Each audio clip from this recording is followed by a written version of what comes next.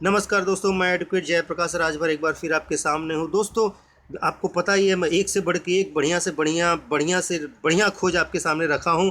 कई सारे राजा हमारे समाज में हुए हैं। महाराजा सुहेल देव की तरह कई सारे राजा हुए हैं। इसके अलावा आरक्षण की खोज आपको करके बताया हूँ कि पहला और अंतिम जो एक सूची बनी थी आरक्षण की, उसमें भरों का नाम था, जिसे गलत तरीके से वो निकाला गया, जिसके लिए मेरा लीगल लड़ाई अभी भी जारी है। अब दोस्तों, आज का खुलासा एकदम विशेष है।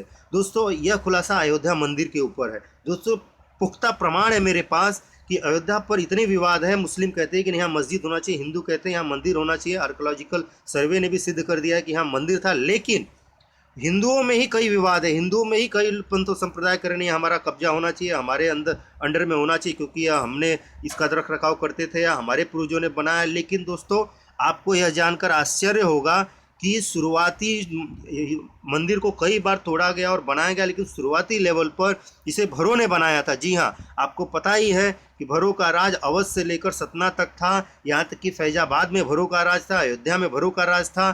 और भरों ने न सिर्फ हिंदू मंदिर बनाया, बल्कि जब जैन धर्म से प्रभावित हुए तो वहाँ पर जैन टेम्पल भी बनाया। दोस्तों, यह पढ़िए, बीच की लाइन, बीच के पैरा के ऊपर से तीसरी लाइन में देखिए लिखा है Ayodhya temple now exist in Ayodhya. ये देखिए यहाँ पर लिखा है।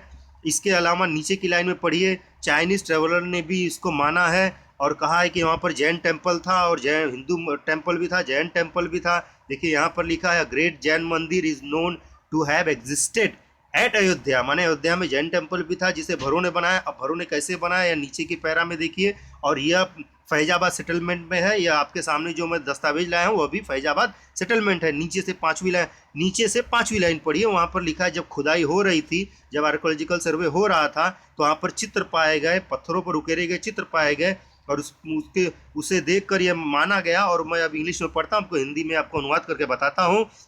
लिखा है कि images pertain to the verse who according to the holy man in question were in habit of sacrificing Brahmin. वह यह बताया जा रहा है कि उस समय भरों का राज था। भर पहले हिंदू थे, लेकिन बीच में कुछ राजा, जो भरों के राजा थे, वह जैन धर्म से प्रभावित होकर जैन बन गए और अयोध्या में वह पंडितों की, ब्राह्मणों की बलि देने लगे।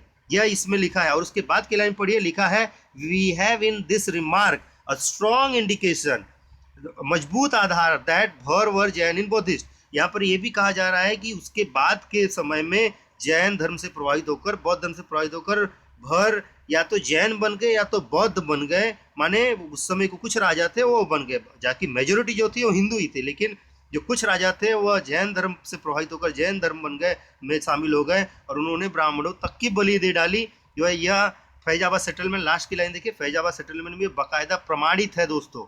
तो दोस्तों, आज का एक खोज कैसा लगा देखिए। मैं किसी धर्म के खिलाफ नहीं हूँ, सारे धर्म अच्छे हैं।